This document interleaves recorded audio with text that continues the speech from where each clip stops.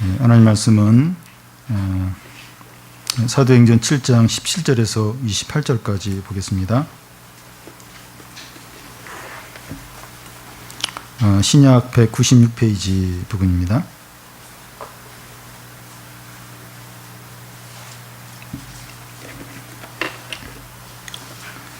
사도행전 7장 17절에서 28절까지입니다.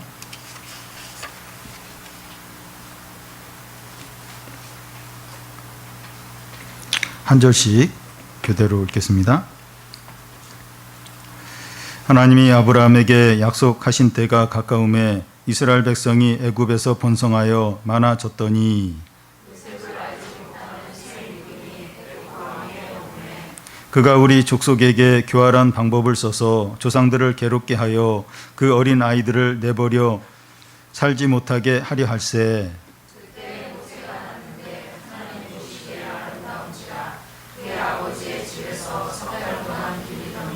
버려진 후에 바로의 딸이 그를 데려다가 자기 아들로 기르매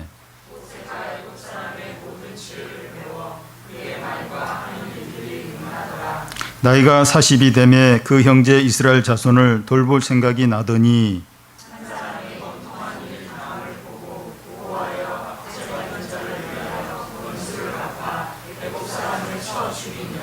그는 그의 형제들이 하나님께서 자기 손을 통하여 구원해 주시는 것을 깨달으리라고 생각하였으나 그들이 깨닫지 못하였더라.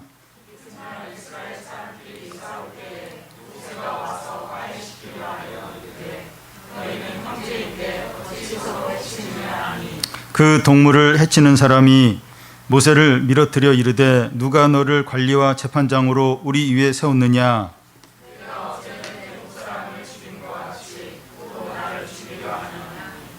아멘. 한국과 일본이 참 계속해서 관계가 많이 어렵습니다. 특히 이제 두 가지 문제 때문에 그 갈등이 심한데 독도 문제하고 위안부 문제입니다.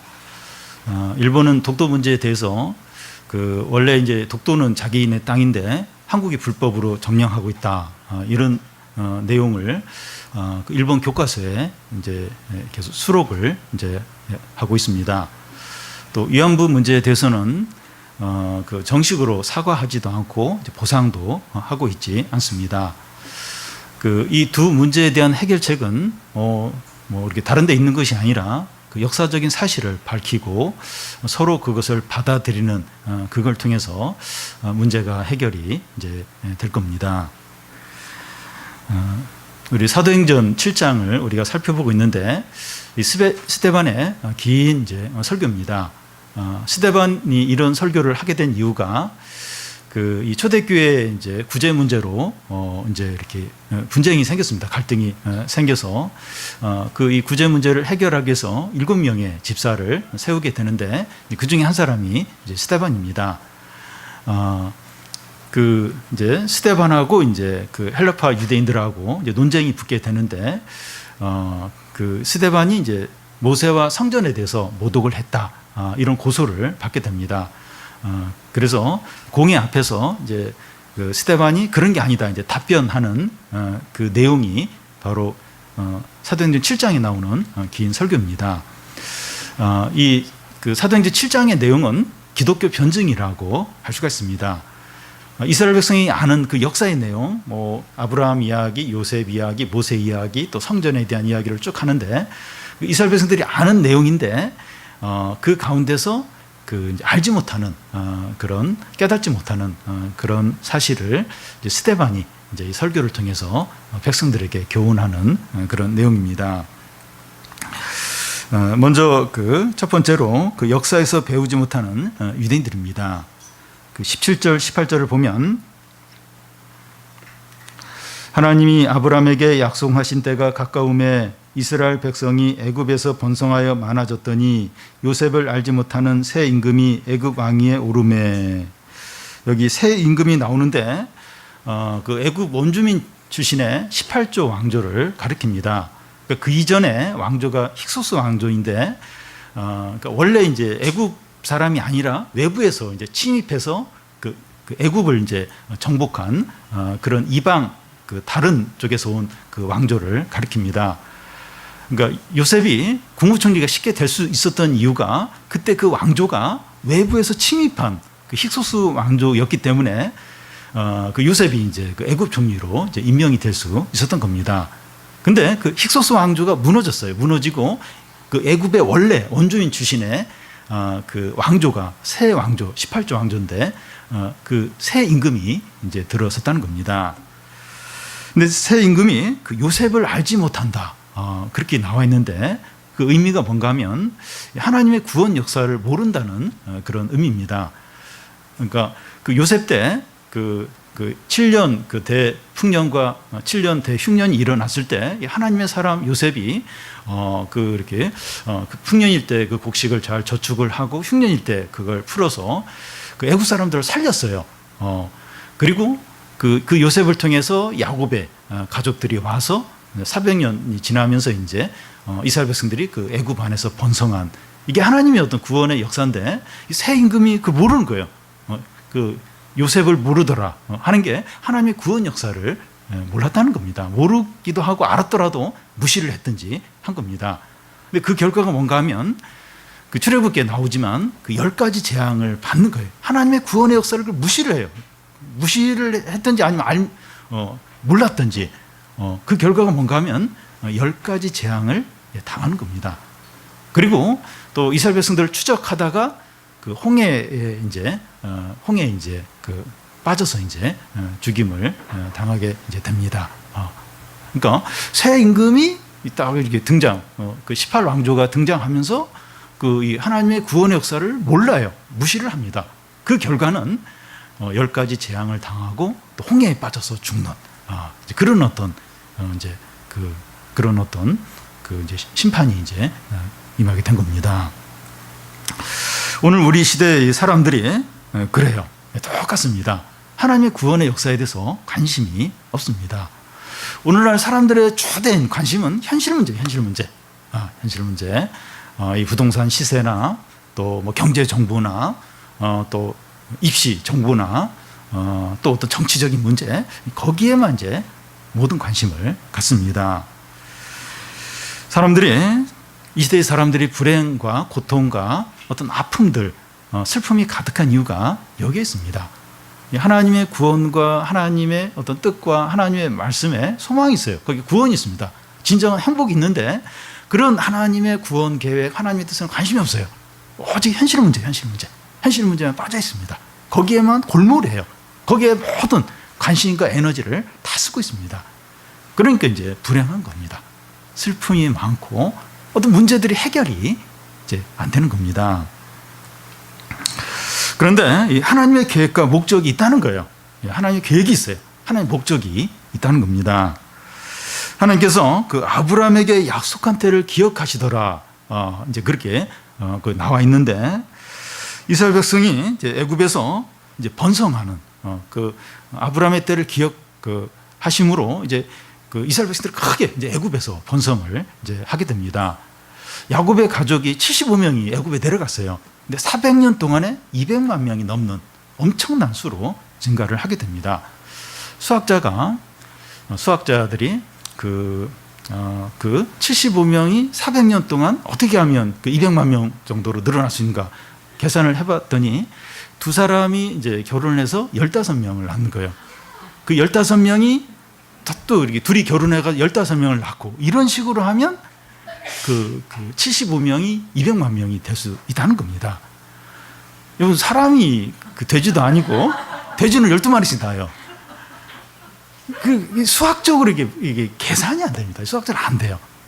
하나님의 은혜고 하나님의 능력이죠. 하나님이 아브라함을 기억하시는 때 이스라엘 백성이 그 애굽에서 번성하였더라.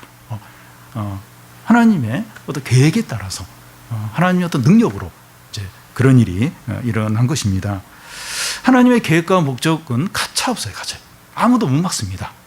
그 하나님의 어떤 계획과 목적을 막을 수 없어요. 그러니까 애를 낳기 시작하니까 75명이 그냥 4대 만에 200만 명이 되는 겁니다. 하나님의 맷돌은 천천히 돌아가요. 천천히 돌아가서 안 돌아가는 것 같아요. 안 돌아가는 것 같은데 하나님의 맷돌은 계속 돌아가고 있고 그 돌아가는 맷돌을 아무도 막을 수가 없는 겁니다. 그런데 이 하나님의 계획 안에 우리가 이제 포함이 되어 있는 겁니다. 하나님의 맷돌을 천천히 돌리세요. 천천히. 안 돌아가는 것 같아요. 근데 그 돌아가는 하나님의 계획과 목적 안에 우리가 이제 포함이 되어 있다는 겁니다. 그래서 우리에게도 하나님의 계획과 목적이 있는 겁니다. 여러분, 이 세상에 존재하는 모든 것들에게는 다 나름대로 목적이 있어요. 물건에도 목적이 있고, 무슨 제도에도 목적이 있고, 어떤 사회적인 지위에도 목적이 있고, 다 이 세상에 존재하는 모든 것에는 다 목적이 있습니다. 하물며 창세전에 우리를 아시고 또 예정하시고 또 우리를 선택하셨는데 우리에 대해서 목적이 없다. 우리에 대한 계획이 없다. 그럴 수 없다는 겁니다. 우리가 지금 앉아있는 이 의자에도 목적이 있어요. 우리가 이렇게 예배드릴 수 있도록 앉아 있도록 그런 어떤 목적을 갖고 있죠. 하물며 창세전에 우리를 예정하시고 선택하신 우리들인데 우리에 대한 목적이 없다. 계획이 없다. 그렇지 않다는 겁니다. 그래서 우리가 그 현재 일이나 눈앞에 있는 문제에 함몰되면서 하나님의 계획을 잊어버리면 안 됩니다. 세상 사람들이 다 그래요. 그 현재 문제, 경제 문제, 돈 문제, 직장 문제, 어떤 진로 문제, 거기에 다 함몰돼 있어요. 다 빠져. 그것만 생각해, 그것만. 다른 거 생각을 안 해요. 근데 우리도 현실 문제나 어려움에 함몰되어서 그것만 생각하고, 내가 지금 코가 석자인데, 발에 불이 떨어졌는데, 무슨 하나님 말씀, 하나님의 뜻을, 그걸 생각할 여유가 어디 있냐고. 이제 그렇게 하면 안 된다는 겁니다. 하나님의 계획과 목적이 있어요. 그 가운데서 우리 현실 문제를 생각을 해야 하는 겁니다. 다음은 그 이스라엘에 대한 이 하나님의 구원입니다. 19절에서 그 22절까지 보면 그가 우리 족속에게 교활한 방법을 써서 조상들을 괴롭게 하여 그 어린 아이들을 내버려 살지 못하게 하리 할세. 그때 모세가 나타났는데 하나님이 보시기에 아름다운지라 그의 아버지의 집에서 석 달 동안 길리더니 버려진 후에 바로의 딸이 그를 데려다가 자기 아들로 기름해 모세가 애굽 사람의 모든 지혜를 배워 그의 말과 하는 일이 능하더라. 모세가 태어날 때 이제 상황인데 바로가 압제를 하는 거예요. 박해를 하는 겁니다. 세 가지로 이제 그게 나타나게 되는데 출애굽 1장 2장에 이제 나오는데요. 하나는 이 국구성 비동과 람셋이라는 큰 토목 사업을 이제 벌리면서 이스라엘 백성들을 간제로 막 노역을 이제 시키는 겁니다. 그래서 막 그 고된 일 하면서 죽으라고 좀 병들고 좀 쇠약해지도록 막 그렇게 대형 토목 공사를 하면서 이스라엘 백성들을 이제 힘들게 그렇게 만들고, 또 두 번째는 산파들에게 그 히브리 여인들이 이제 애를 낳을 때 남자 아이면 죽이라는 거예요. 여자애는 이제 살리고. 근데 이 산파들이 그 얘기를 안 들어요. 그래서 이제 이렇게 남자 아이들을 살리게 되는데 그 계획도 이제 실패를 하게 됩니다. 그래서 그런 계획이 실패하니까 세 번째는 무조건 남자 아이들 태어나면 나일강에 던지라고, 던져서 죽이라고 그렇게 명령을 내리게 됩니다. 그때 이제 모세가 이제 태어나게 됩니다. 이 모세가 이제 태어날 때 모세의 부모의 믿음이 이제 나타나게 되는데, 바로 왕의 명령에 따라서 이 모세를 나일강에 던지지 않고 3개월 동안 몰래 이 아이를 이제 기릅니다. 근데 이 돌 때가 되니까 애 목소리가 울음소리가 커지잖아요. 그러니까 도저히 이제 이 숨겨서 이 모세를 양육할 수가 없게 됩니다. 그래서 이제 이 갈대 상자를 만들어서 이제 그 안에 넣어서 이게 나일강에 띄울 이제 그런 계획을 세우게 됩니다. 근데 이 갈대 상자를 만들어서 이렇게 모세를 거기 넣어서 이렇게 이런 게 그 갈대 상자가 모세를 구원하지 못합니다. 그걸 알아요. 그걸 아는데 그래도 이 결과를 미리 예측하지 않고 결과를 좀 하는 게 맡기고 갈대 상자를 만드는 겁니다. 미리 계산하지 않는 거예요. 미리 계산해서 이건 안 돼. 미리 예측해서 이건 아무 소용이 없어. 그렇게 하지 않고 그 절망적인 상황, 그 길이 보이지 않는 그 상황 가운데서 믿음으로 이제 갈대상자를 만들고 거기에 이제 모세를 이제 또 이렇게 안에 이제 이렇게 넣으면서 어떤 이제 하나님의 어떤 일하심들, 하나님의 역사를 기대를 이제 하는 겁니다. 여러분 이게 얼마나 어려운지 몰라요. 뭐 길이 없어요. 이게 그 히브리인의 그 아들은 다 죽이라고 했는데 어쨌든 3개월 이제 이렇게 버텼는데 그 다음부터는 뭐 길이 없는 거예요. 길이. 근데 뭐 갈대상을 만들고 그 뭐 이렇게 나일강에 띄우고 이게 그 모세를 이렇게 살릴 거다 그런 보장이 아무것도 없는 겁니다. 근데 그런 가운데서 이렇게 결과를 미리 계산하지 않고 미리 예측하지 않고 믿음으로 할 수 있는 작은 일에 최선을 다하고 있는 겁니다. 여러분 하나님의 능력과 구원은 허공에 나타나지 않습니다. 그러니까 믿음도 없는데 다 불신 가운데 빠져 있고 다 침체 가운데 있고 다 불평하는데 그때 막 하나님의 놀라운 구원과 능력을 행하시는 그런 일은 거의 없습니다. 그 믿음이 있는 작은 믿음이라도 그 믿음이 있을 때 하나님의 능력과 구원이 나타나게 되죠. 그래서 이 모세의 부모가 이 믿음으로 참 그 절망적인 상황에서 이 갈대 상자를 만든 거, 끝까지 3개월 동안 끝까지 이렇게 견뎠던 거, 이게 얼마나 중요한 일인지 모릅니다. 모세의 부모는 이제 갈대 상자를 만든 후에 이제 아기 모세를 그 안에 이제 이렇게 넣어놓고 이제 이렇게 나일강에 띄운 후에 그 모세의 누나 미리암에게 멀리서 좀 이렇게 감시를 하도록 합니다. 근데 이제 바로의 공주가 이제 목욕하러 나일강에 오게 되는데 옆에 이제 무슨 갈대 상자가 있는 거예요. 열어 보니까 갑자기 약간 어두웠다가 밝아지니까 이 아기 모세가 우는 겁니다. 그러니까 여성이니까 모성애가 있으니까 애를 이제 안아서 막 달리려고 하는 거예요. 그때 이제 미리암이 와가지고 이렇게 혹시 유모가 필요하지 않냐고 필요하다는 거예요. 그래서 미리암이 얼른 가서 자기 엄마 모세 엄마를 데려와서 이제 이렇게 데려오니까 이 바로 공주가 이제 이 애를 이제 젖을 먹이라고 그 싹을 주겠다고 그러고 나서 이제 젖을 뗄 때가 됐을 때 그 이제 모세를 이제 공주의 아들로 입양을 하게 됩니다. 모세는 이제 왕궁에서 교육을 받아요. 그 당시 애굽은 초강대국이에요. 지금의 어떤 미국과 같은 그런 이제 국가였는데, 그러니까 세계 유명한 학자들이 애굽에 다 몰려 있습니다.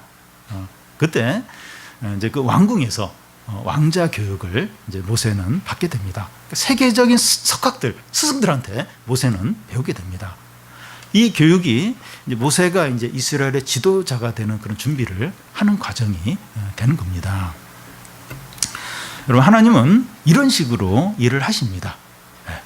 그러니까 막 3개월 겨우겨우 막 이렇게 그 애 이렇게 지키고 그래서 갈대상자 만들고 그게 뭐 아무 보장이 안 돼요. 근데 그런 일을 통해서 이제 바로 의 딸 이 공주의 아들로 입양이 되고 또 왕궁에서 교육을 받아서 미래 지도자의 준비가 되게 하고 이 하나님의 어떤 구원과 능력과 지혜는 엄청나요. 상상을 초월합니다. 그 스케일이 너무나 크다는 것을 우리가 느끼게 됩니다. 그래서 이 눈앞의 일들과 문제만 보고 거기에 함몰되는 것과 하나님의 어떤 구원계, 하나님의 어떤 능력, 그 안에서 우리의 문제를 보는 것하고는 너무나 큰 차이가 있다는 겁니다.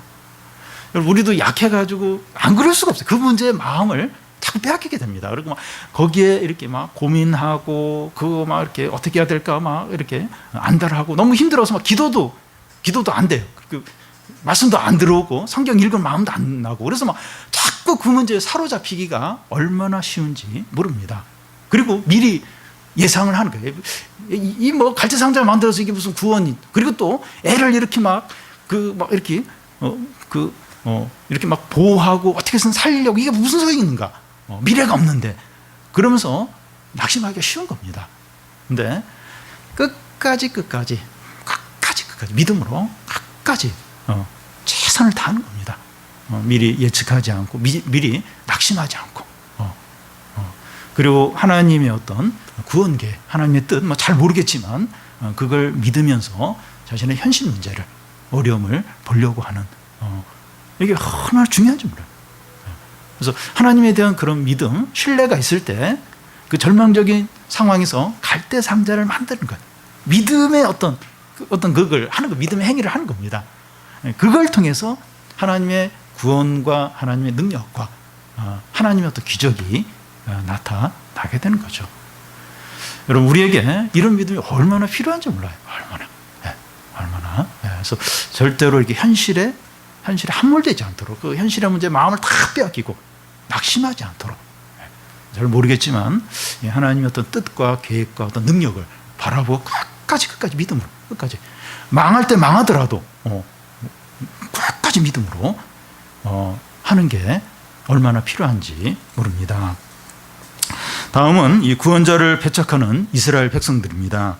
23절을 보면 나이가 40이 되매 그 형제 이스라엘 자손을 돌볼 생각이 나더니, 하나님이 모세에게 그 이스라엘 백성들을 돌볼 마음을 주셨습니다. 그래서 이렇게 자기 백성들을 돌볼 마음이 이제 갑자기 생긴 겁니다. 그러니까 어떤 본성적으로, 그냥 인간적으로 그런 마음이 생긴 것이 아니라 성령이 그런 마음을 주신 겁니다. 모세에게는 애굽의 풍요로움이 있어요. 미래가 보장되어 있습니다. 그러니까 애굽의 어떤 왕가에서 1인자 아니면 2인자, 그러니까 이 모세를 입양한 그 공주가 그때 역사적인 상황에서 보면 아들이 이제 없었던 거예요. 그래서 그 공주가 이렇게 거의 왕처럼 어떤 그런 굉장한 어떤 권력을 가졌고 아주 뛰어난 그런 공주로 알려져 있는데, 그 공주의 입양, 그 아들이니까 이 애굽에서도 굉장히 좀 권세가 있는 그런 어떤 위치에 이제 모세가 있었던 겁니다. 왕궁의 풍요로움, 또 보장된 미래, 또 애굽에서의 그런 확고한 어떤 지위, 그런 가운데 이제 애굽이 이제 모세가 있었는데, 이 성령을 쫓아서 이 모든 것을 버리고 노역하는 이스라엘 백성들과 함께 하고자 하는 그런 마음이 이제 생긴 겁니다. 이 모세의 마음이 지금 노예인 이스라엘 백성들에게 다 지금 향하고 있는 겁니다. 하루는 모세가 이제 마음이 있으면 이제 결국 이제 행동으로 이제 옮기게 되는데요. 그 이스라엘 백성들에게 이제 마음이 다 가 있으니까 결국은 이제 모세도 이제 어떤 행동을 이제 하게 됩니다. 24절, 25절을 보면 한 사람이 원통한 일을 당함을 보고 보호하여 압제 받는 자를 위하여 원수를 갚아 애국 사람을 쳐 죽이니라. 그는 그의 형제들이 하나님께서 자기의 손을 통하여 구원해 주시는 것을 깨달으리라고 생각하였으나 그들이 깨닫지 못하였더라. 하루는 모세가 이스라엘 백성들의 이제 노역하는 일하는 곳에 갔는데, 애국 감독관이 이스라엘 백성의 한 사람을 아주 가혹하게, 큰 잘못도 안 했는데 지나치게 막 채찍질을 하고 이렇게 박해를 이제 하는 겁니다. 그래서 그걸 이제 보다 못해서 사람이 있나 없나 확인하고 애국 감독을 죽이고 이제 모래에 이제 묻게 됩니다. 모세가 기대한 것은 이스라엘 백성들이 이 사실을 알고 이제 자기를 구원자로 이제 이렇게 믿고 이제 신뢰해 주기를 기대하면서 이제 이런 일을 이제 했습니다. 그런데 이 이스라엘 백성들은 깨닫지 못하는 거예요. 이 하나님이 모세를 보냈고 모세를 통해서 우리를 이제 구원하시겠구나, 이런 걸 전혀 생각을 이제 못하는 겁니다. 26절에서 28절까지 우리 한 절씩 교대로 읽겠습니다. 이튿날 이스라엘 사람끼리 싸울 때 모세가 와서 화해시키려고 하여 이르되 너희는 형제인데 어찌 서로 해치느냐 하니,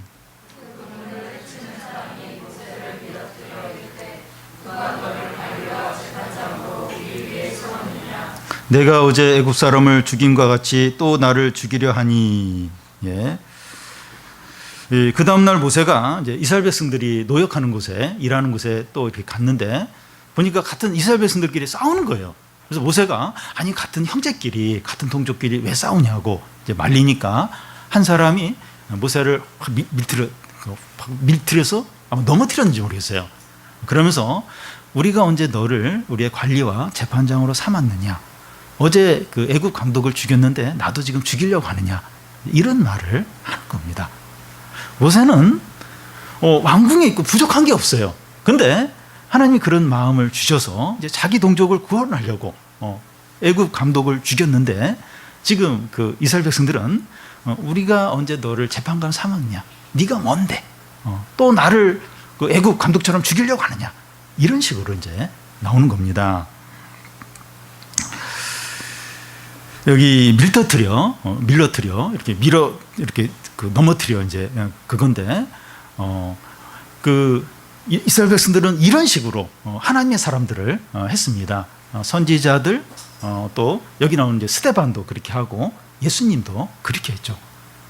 그러니까 그 이스라엘 백성들이 그 모세한테 죽이려고 어제 그 애국 감독 죽인 것처럼 나를 죽이려고 이제 그런 말을 했는데 마치 하나님의 사람들이 자기들을 막 죽이려고 하는 것처럼 불행과 고통을 주는 그런 존재로 이제 여기면서 이제 이렇게 배척하고 거부를 이제 했던 거죠.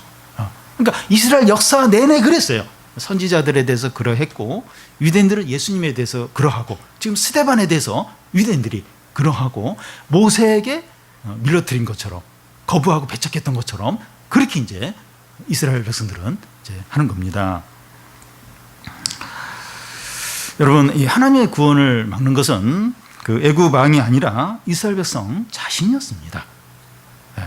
그 애굽 왕이 아니에요. 보면 지금 모세를 밀어뜨리면서 거부하고 배척하는 건 애굽 왕이 아니에요.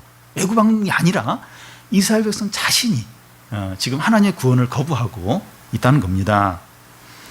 하나님의 백성들은 하나님이 보내신 구원자를 밀어뜨려 내고 있습니다. 사람들이 구원받지 못하는 이유는 뭐 다른 사람이 방해하거나 또 상황이 막 어려워서 이것이 아니라 본인이 거부하고 배척하기 때문이라는 겁니다. 본인이 그걸 싫어해요. 본인이 그걸 거부한다는 겁니다. 본인 자신이 마음을 닫아요. 귀를 막아버리는 겁니다.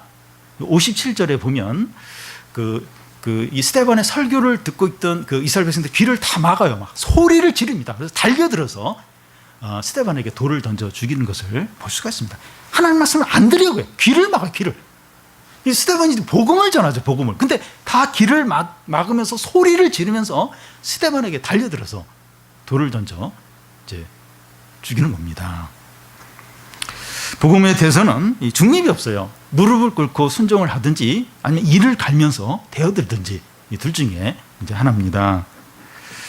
우리가 불신앙과 침체에 이제 빠지는 이유는 외적인 것에 있는 것이 아니라 우리 자신에게 원인이 있습니다. 겉으로 보면 외적인 거 있는 것 같아요. 다른 사람의 어떤 문제, 또 뭐 환경적인 문제, 뭐 여러 가지 그런 게 있는 것 같은데 실제로 보면 우리 자신 안에 진정한 원인이 있다는 겁니다. 우리 자신이 이 말씀에 대해서 적극적으로 거부를 하는 겁니다. 그러니까 이게 말씀을 들을 수도 있고 뭐 다른 걸 할 수도 있고 근데 적극적으로 말씀을 안 듣는 쪽으로 우리가 한다는 겁니다. 그러니까 어쩔 수 없어 막 죄를 짓고 어쩔 수 없어서 막 유혹에 넘어가고 그런 경우는 거의 없습니다. 우리가 그런 선택을 해요. 이렇게 하나님께 나아가고 하나님을 가까이 할 수도 있어요. 아니면 세상과 어떤 유혹을 가까이 할 수도 있어요. 근데 적극적으로 하나님을 가까이 하지 않으려고 한다는 거예요. 네. 여러분, 우리가 로봇이 아니에요. 막 우리를 누가 막 조종하는 것도 어떤 면에서 아니에요. 근데 우리가 스스로 하나님이 원하는 쪽보다는 원하지 않는 쪽으로 한다는 겁니다. 우리가 이렇게 변화되고 또 새로워지고 또 살아있는 신앙을 갖는데 가장 큰 방해는 우리 자신의 교만과 욕심과 불신앙이라는 겁니다. 외부적인 다른 사람, 이건 두 번째예요. 우리 자신이 교만한 거예요. 욕심이 있는 거예요. 이 불신앙이 우리 안에 이제 가득한 겁니다. 그래서 변화되고 새로워지고 싶은데 내 자신이 그걸 거부하고 싫어한다는 겁니다. 우리 자신이 이 주님과 진리를 밀어뜨려 내기 때문입니다. 이스라엘 백성들이 모세를 막 밀어뜨려요. 내가 언제 너를 그 재판관과 그 관리로 삼았냐? 네가 나를 죽이려고 하느냐? 그러면서 모세를 밀어뜨린 것처럼 우리가 주님과 말씀을 밀어뜨려낸다는 겁니다. 마치 이렇게 내가 이렇게 주님을 가까이 하고 말씀에 순종하면 내가 불행해진 것처럼, 손해 보는 것처럼 주님도 밀어내고 말씀도 밀어낸다는 겁니다. 하나님은 은혜와 구원을 베풀기 위해서 항상 준비가 되어 있는데 우리의 욕심과 교만 때문에, 불신앙 때문에 지연되는 경우가 많다는 겁니다. 내가 항상 너에게 손을 벌렸노니, 손을 계속 벌리고 우리를 이렇게 맞을 준비를 하고 계십니다. 탕자의 아버지처럼 그 탕자가 돌아오기를 매일 기다리십니다. 이렇게 회개하고 또 기도하고 나에게 부르짖기를 하나님 항상 기다리세요.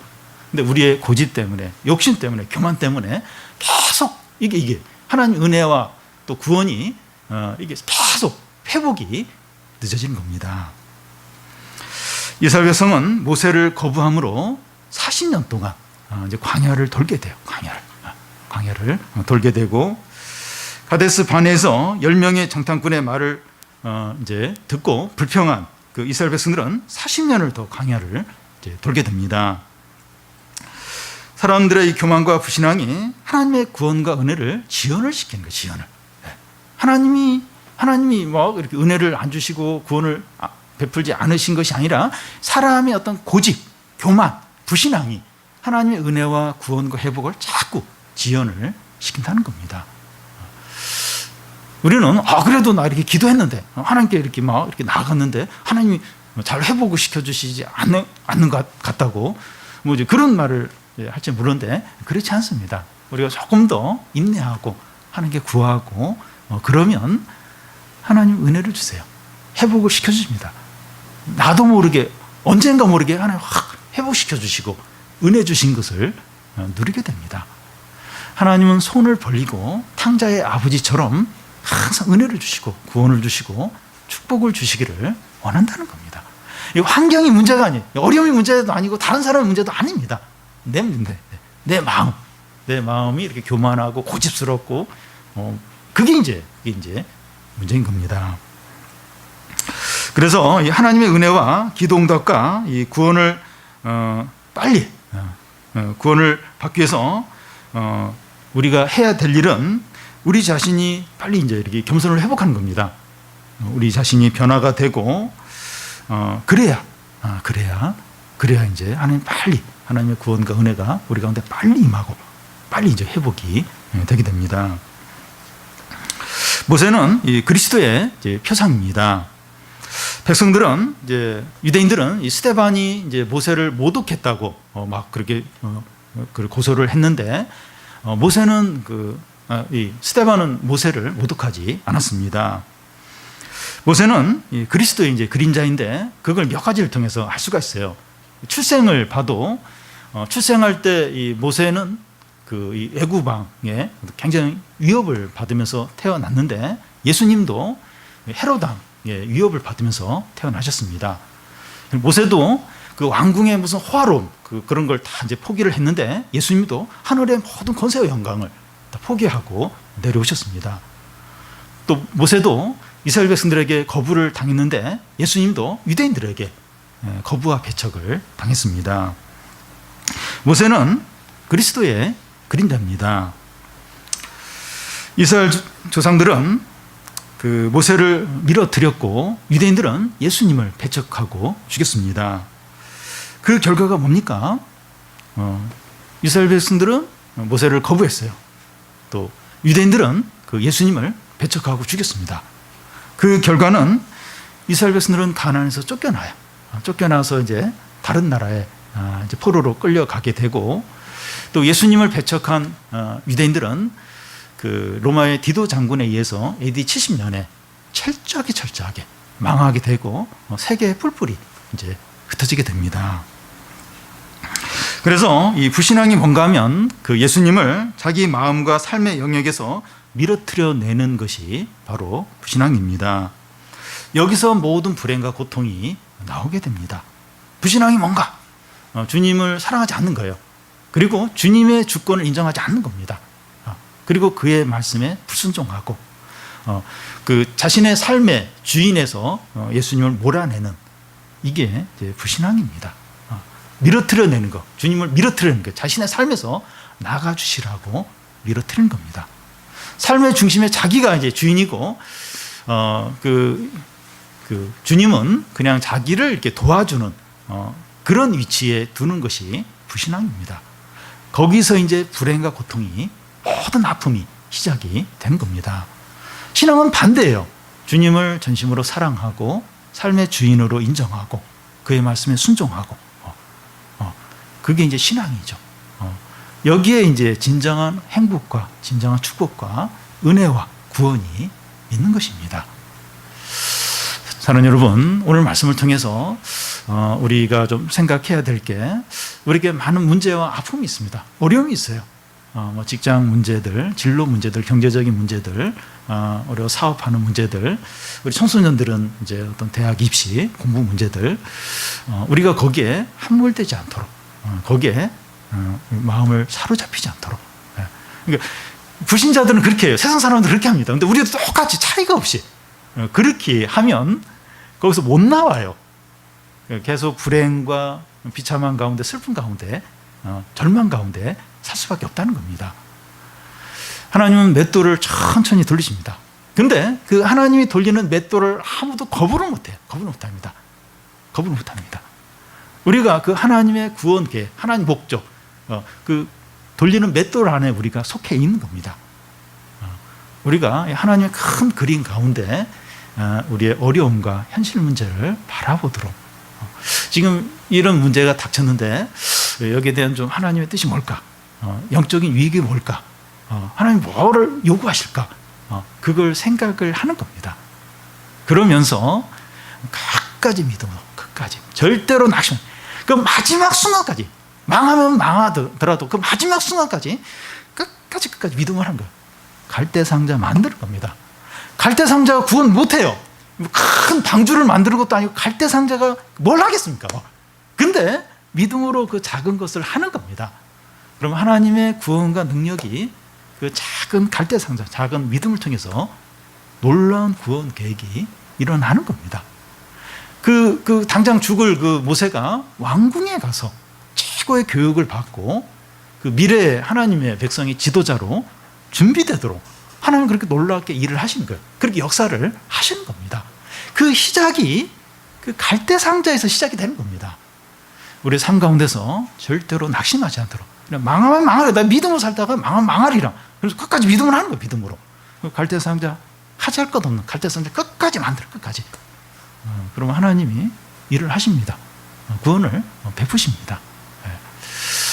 그래서 우리 마음이 그런 불신앙과 교만과 고집스러운 마음이 되지 않도록, 그 외부가 아니에요. 외부 어려움도 아니고 다른 사람의 문제도 아니고, 그 어떤 힘든 어떤 그 문제도 아니에요. 그 문제도 아니고, 결국은 우리 마음, 이 교만하고 고집스럽고 이 불신앙에 가득 차 있고 두려워하고 의심하고 그 마음이 문제인 겁니다. 우리 마음이 이렇게 좀 새로워지도록, 이렇게 변하도록, 이렇게 믿음의 마음이 되도록, 순수한 믿음, 주님을 주인으로 영접하는 그런 마음이 되도록, 그러면 이제 그 믿음, 그 마음을 통해서 하나님 놀랍게 일을 하시죠. 그래서 우리가 좀 제일 두려워해야 될 게 주님과의 관계입니다. 주님과의 관계. 그래서 좀 우리 마음이 주님을 이렇게 밀어내지 않도록 좀 주님을 우리 주인으로 모시고 주님을 사랑하고 그 말씀에 순종하고 주님을 의지하고, 그게 진정한 행복과 구원과 은혜를 누리는 그런 길입니다. 우리 모든 성도들이 좀 그런 마음으로 좀 하나님의 축복과 구원을 다 누리시기를 바랍니다.